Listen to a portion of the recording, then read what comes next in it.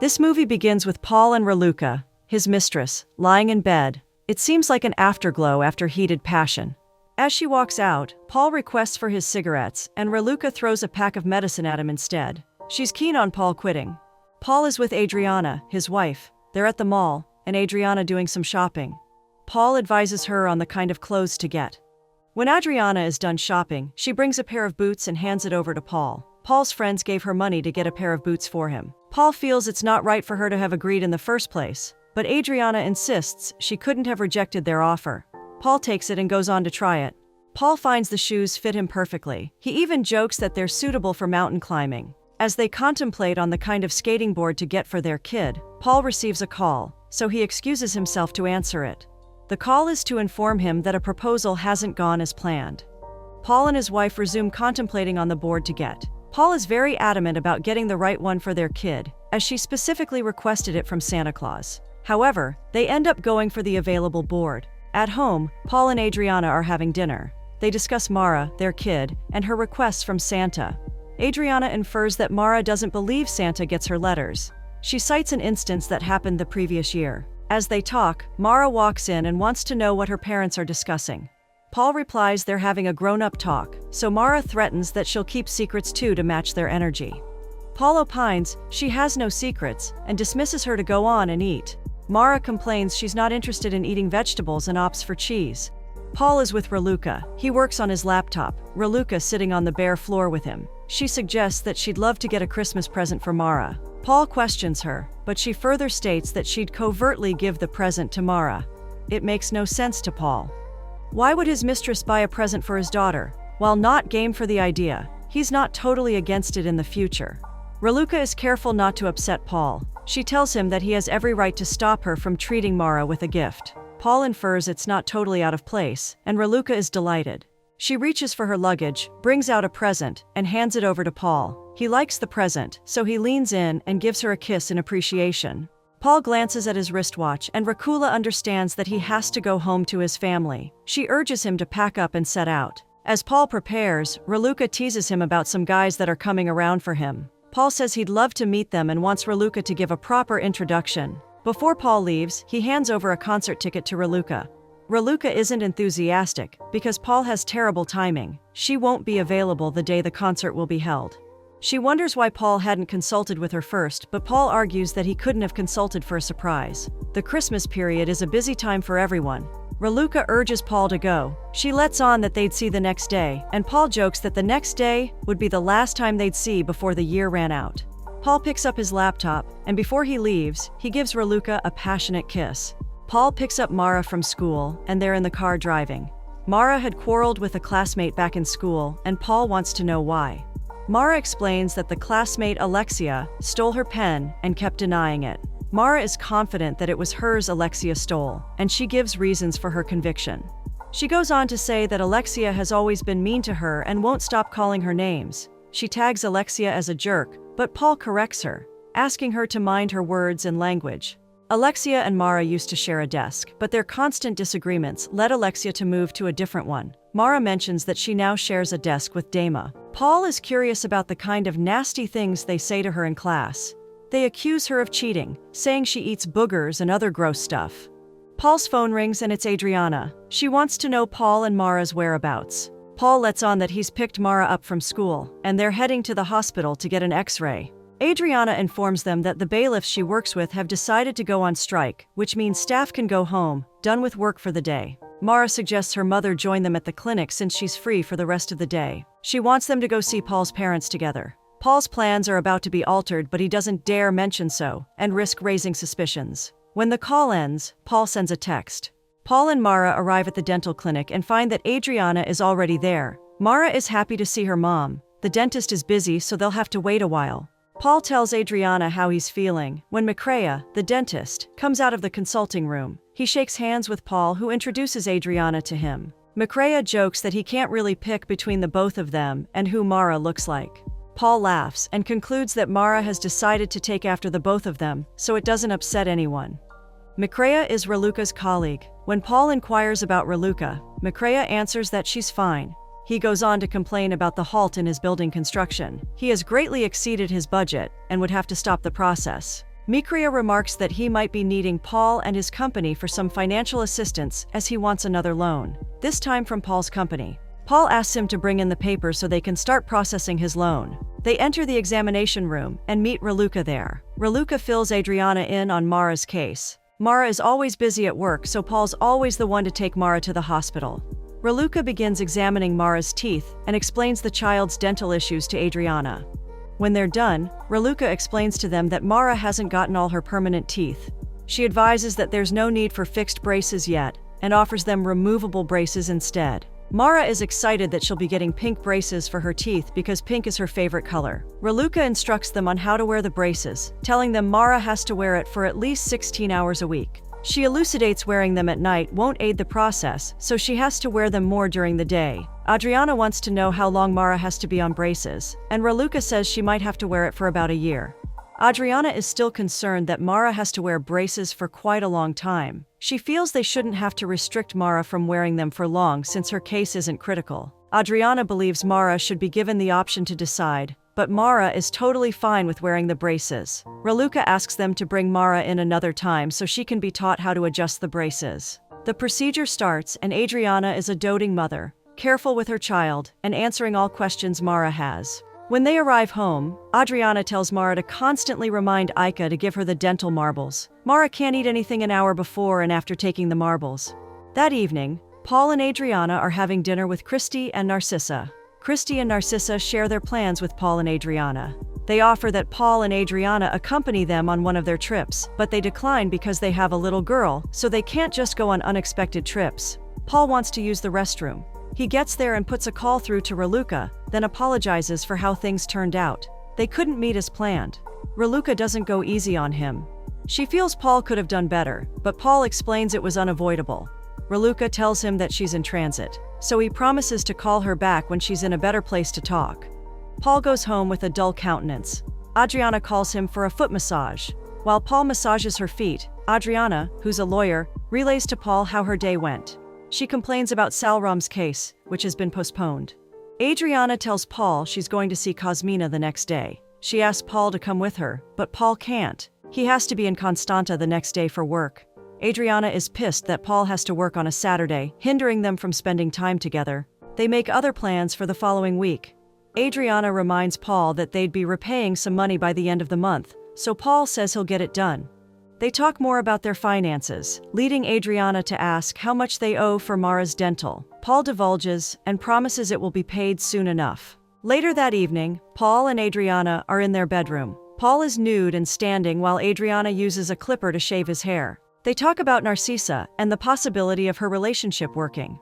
Adriana believes she's done a good job with the haircut and leaves the room. The next day, Paul is driving while on a phone call with Adriana. Adriana lets him in on the activities of the day. Paul had called earlier to ask if she needed anything from the supermarket. She said she'd send in a list after giving it a thought. While they discuss Adriana's cousin's Christmas present for her husband, the network reception starts to break. This makes Adriana complain that she can no longer hear Paul, so they decide to put an end to the call. Paul gets to his destination and parks his car. He walks to an apartment, and when he rings the doorbell, Dana, Raluca's mom, answers the door. Dana is aware that Paul is here for Ruca, and she calls out to her daughter. Ruca is in the shower, so Dana asks him to come in and wait for her, while she goes on to inform Ruca that she has a visitor. Ruca wasn't aware that Paul would be coming, as Paul's intent is to surprise her. Dana goes in and gets a slice of cake and a glass of water for their visitor, even as Paul wishes her a happy birthday. Paul remarks that a lot has changed in the house since the last time he visited. Dana sits with him as Paul dines on his cake. She wants to know what it's like in Bucharest currently. Paul tells her it's a different world over there. She informs Paul of her plans to go to Bucharest for the holiday before Ruca prevailed on her. Paul says it's a good decision because Bucharest is quite chaotic. Dana, who Ruca had told a lot about Paul, asks how Mara is faring. The trajectory of the conversation suggests to Paul that Dana wants to know how he intends to handle his family, while Ruca is in the mix. Paul quickly assures her that he cares a lot about Ruca. Dana remarks that she sees it differently from how they see it. She excuses herself to go to the kitchen. Ruca meets Paul but doesn't seem excited to see him. Paul confronts her, and she confirms that she's happy, even though her facial expression says otherwise. Paul notices that Ruca has cut her hair a bit shorter. He confesses that he preferred it when it was longer, and Ruca insists that he'll get used to her new look. In Raluca's room, while she puts on some clothes, she tells Paul that they need to discuss something.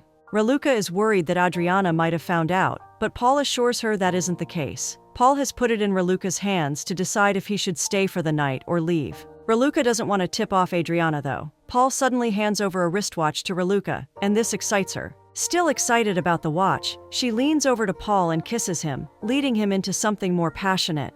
They confess how much they've missed themselves. The fact that they missed their last appointment only makes them hungrier for each other. Paul expresses hearing Raluca upset the other day gave him pain. Raluca commends Paul for getting the watch to appease her, but Paul argues that he's had it before now. Raluca insists that Paul must have known and seen the future where upsetting her was inevitable, so he got the watch. He infers that he could have gotten flowers for Dana. Maybe the flowers would have softened her heart towards him. Raluca laughs and asks if Dana was hard on him, and Paul confirms she was. Raluca tells him that he can't really blame her. She knows her mom would have preferred her to do something other than be with a married man. Raluca assures Paul that her heart is with him, and she really cares about him. This leads to them sharing a kiss. Raluca still has much to spill. She mentions that after Paul wasn't going to show up for their planned meeting, she proposed to end their relationship. Paul's love has turned her into a weakling. She confesses that she cried all night and didn't know exactly what to do. They agree that incidents like the last one always put them in a not-so-nice place. Raluca doesn't want such an incident to repeat itself. She assures Paul that she loves him, and mentions that's all that matters to her. She states she doesn't think about Adriana, the other woman in his life, but it's always hard for her anytime she sees her.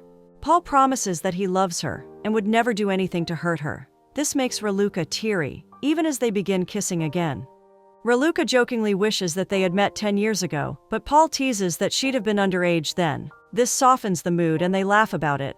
Raluca updates that she's going out with a friend. She wants Paul to come along, but he can't. They agree that Raluca will be back by Tuesday. Paul is back home. He meets Cosmina, who is already taking her leave. Adriana informs Paul of Cosmina's gifts to Mara. They tease themselves a bit, with Cosmina stating she didn't get Paul a gift because Paul didn't ask. Adriana offers that she and Paul go out with Cosmina and her husband for Christmas, but Cosmina is spending Christmas with her husband's family. They hope to spend more time in the new year. They hug and say their goodbyes. The next day, Paul meets with Nuku, his dad, in the streets. They're getting a Christmas tree. Paul complains that Nuku has been buying too many gifts for Mara. He believes Nuku is aiding to spoil Mara's attitude. Nuku doesn't care because he's a proud granddad. He wants Mara over at his place. They get the Christmas tree and leave. At home, Paul is preparing tea while Adriana is on the phone with Cosmina. Cosmina wants to know if Adriana and Paul would spend New Year's Day with them. Adriana asks Paul, and Paul signals back his uncertainty. At the end of the call, Adriana tries to converse with Paul, but he's all grumpy and tense. Adriana wants to know what the issue is, but he keeps saying he's totally fine.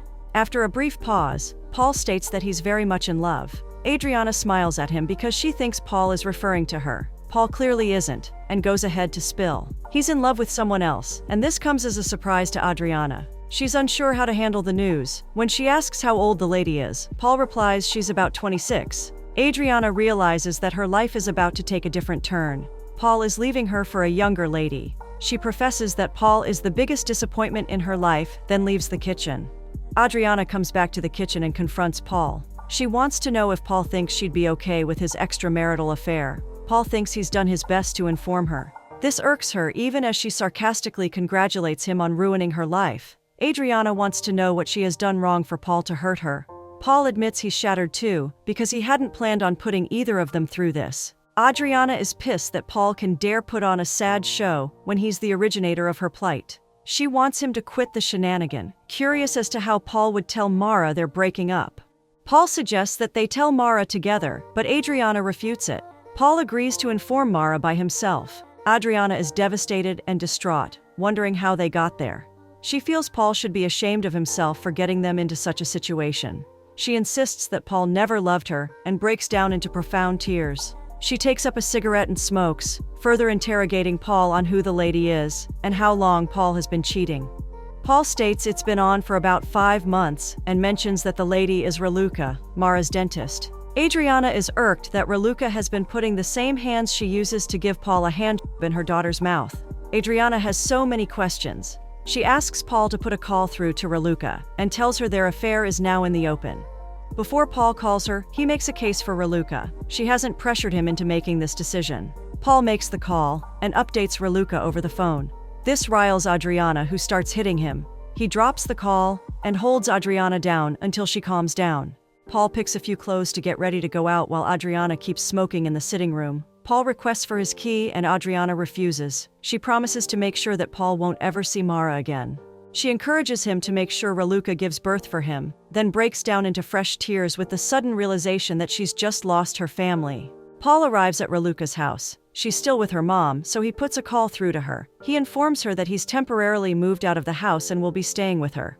They lock in plans to make the house more homey, and Paul puts the fridge in order and buys a locker for his stuff. Christy rings the doorbell and Paul answers. He's bringing in the locker. Christy wonders why Ruca doesn't have a Christmas tree in her apartment. Ruca informs Paul that she might be stalling her return to Bucharest, and Paul is fine with that. Paul tells Christy that he'll be staying in the house with Ruca. Christy mentions the old saying, "The new year brings a change," has worked for Paul. Paul is at his parents' place. Nuku welcomes him and wonders why Adriana isn't with him.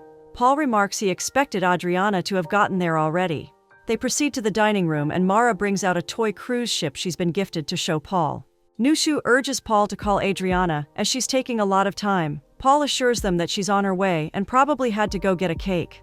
Adriana arrives and snubs Paul when he tries to act like nothing has happened. Paul mentions he hasn't told his folks yet, and he's waiting till after the holidays. Adriana scoffs. It's nice for Paul to be so considerate. She mentions that she'll be taking Mara to Austria for a while, and Paul nods to consent. Adriana will do what it takes to keep Mara's holiday a joyous one, but will have nothing tangible to do with Paul. They agree that Paul will give a consent letter, so Adriana can take Mara to Austria, and they set up a date for that. They also agree that Adriana will have full custody of the child after their divorce has been sorted. Nuku comes and tells Paul that it's time for the gifts to be placed under the Christmas tree, and they go on to do that.